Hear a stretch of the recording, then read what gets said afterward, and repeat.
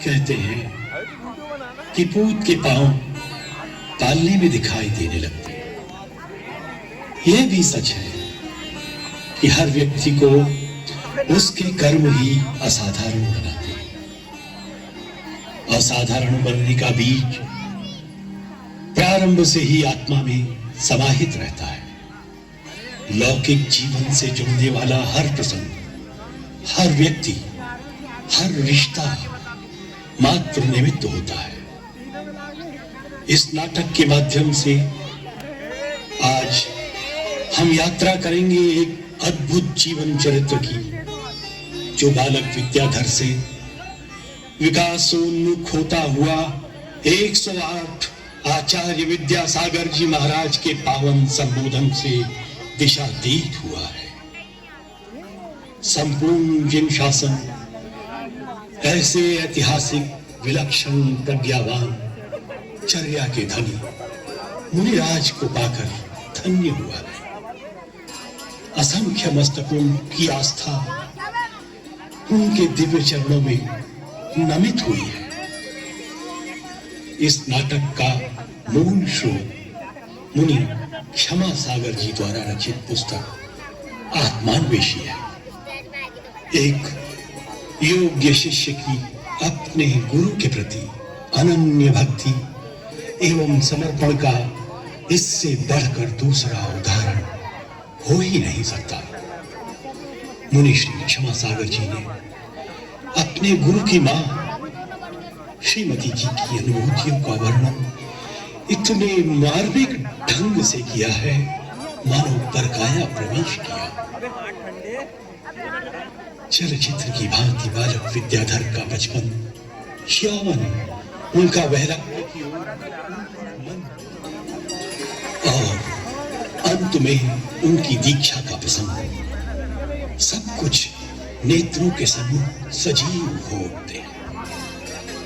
आइए इस नाटक के माध्यम से हम देखते हैं इस अप्रतिम जीवन चरित्र को।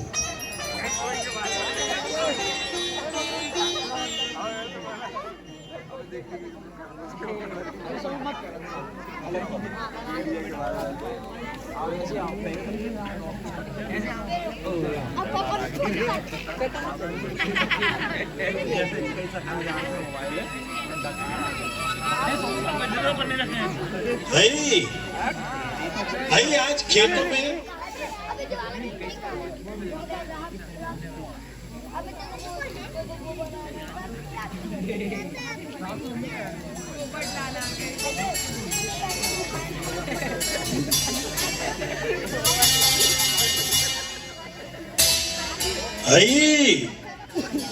आई कहाँ हो तुम? आ गए आप? अभी पानी लाती हूँ। कितनी बार समझाया है तुम्हें, इस अवस्था में ऐसी मेहनत वाले काम मत किया करो, पर तुम मेरी सुनती नहीं। मेरा श्रम ही तो संतान को दृढ़ और संकल्पी बनाएगा। इसे अभी से संस्कारित कर रही हूँ। देखो आई, मेरी बात ध्यान से सुनो। हम पहले ही अपने प्रथम पुत्र श्रीकांत और बेटी सुमति को खो चुके हैं। अल्पायु में ही सुमति के जाने के बाद जब पुत्र महावीर गर्भ में आया तो तुम उसकी कुशलता के लिए कितने कठोर व्रत नियमों का पालन करने लगी थी। और तब आप मुझे समझाते थे, देखो भाई, अपने शरीर का पूरा ध्यान रखना चाहिए। माना हमें धर्म का खूब सहारा है, परंतु धर्म आत्माश्रित होके भी शरीर के बिना नहीं सधता। सो शरीर को नाव मानकर उसे निश्चित बनाए रखना, ताकि धर्म की यात्रा पूरी हो सके।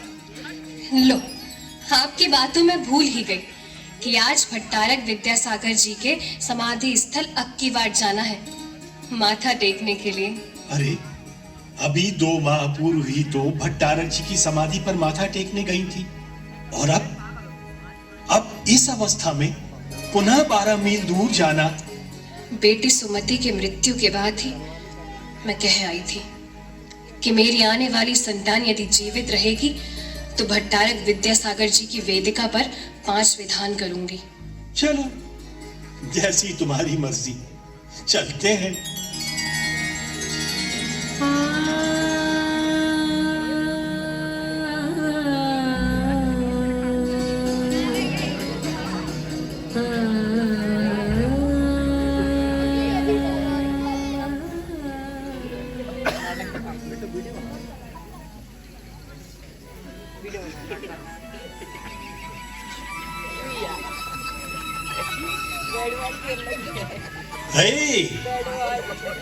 आज खेतों में बहुत काम है।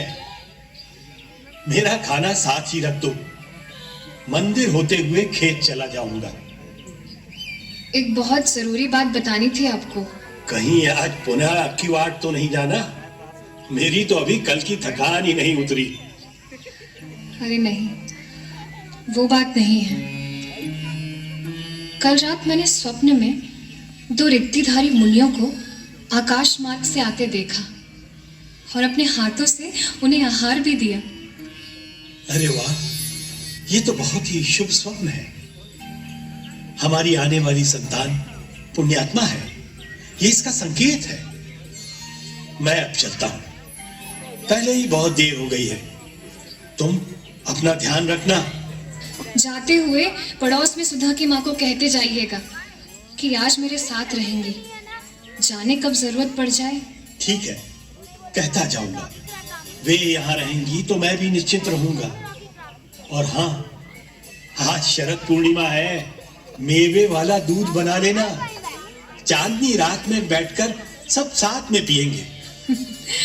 ठीक है।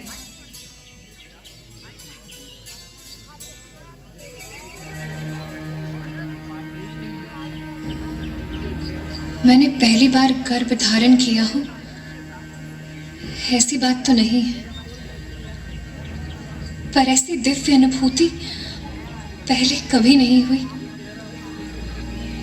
लगता है मेरी देह के कण कण में उजाला भर गया हो और प्रकाश की असंख्य रश्मियां फूट कर बाहर आना चाहती हूँ।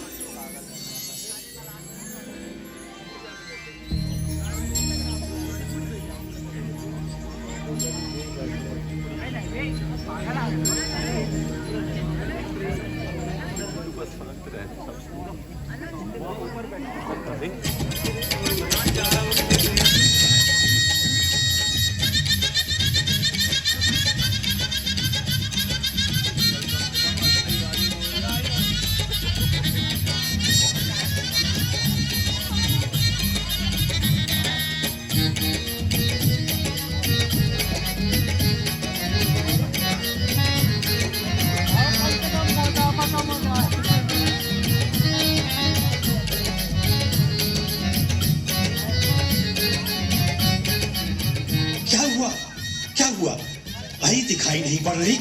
अब ठीक तो है वो। मल्लप्पा जी, मिठाई खिलाइए, आपके घर में चांद सा बैठा हुआ है। शरद पूर्णिमा की इस उजली रात में चांद हमारे यहाँ उतर आया।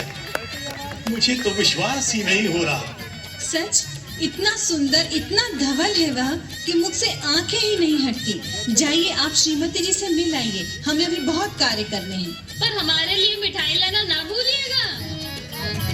जच्चा रानी ने लालने जाया रे, जच्चा रानी ने लालने जाया रे।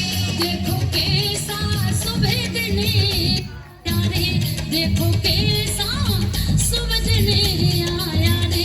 जच्चा रानी ने लालने जाया रे, जच्चा रानी ने लालने जाया रे। देखो कैसा सुबेदने देखो कैसा सुबेदने आया रे। हाँ, जच्चा रानी ने लालने जाया रे, जच्चा रानी ने लालने जाया रे।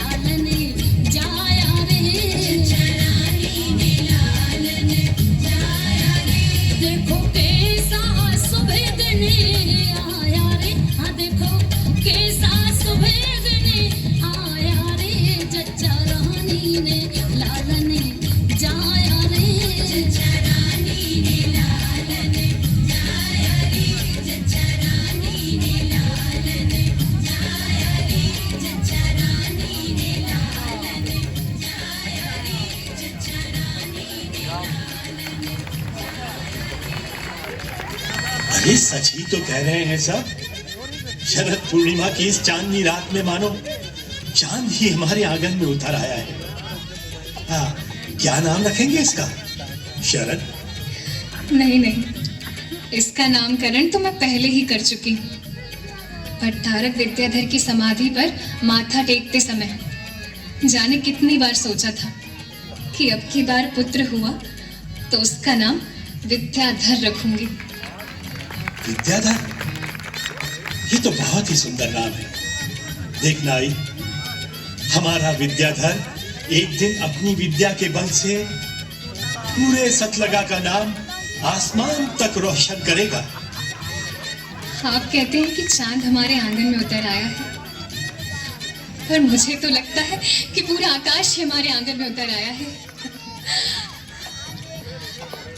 तुम इतने बड़े ना हो जाना मेरे लाल कि मेरा आंगन तुम्हारे लिए छोटा पड़ जाए।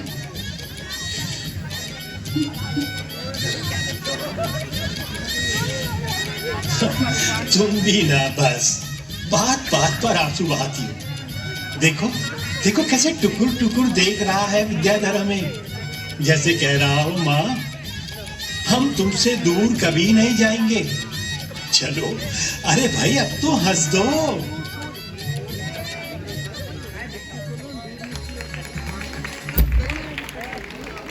बहुत ही मार्मिक प्रस्तुति इन बहनों के द्वारा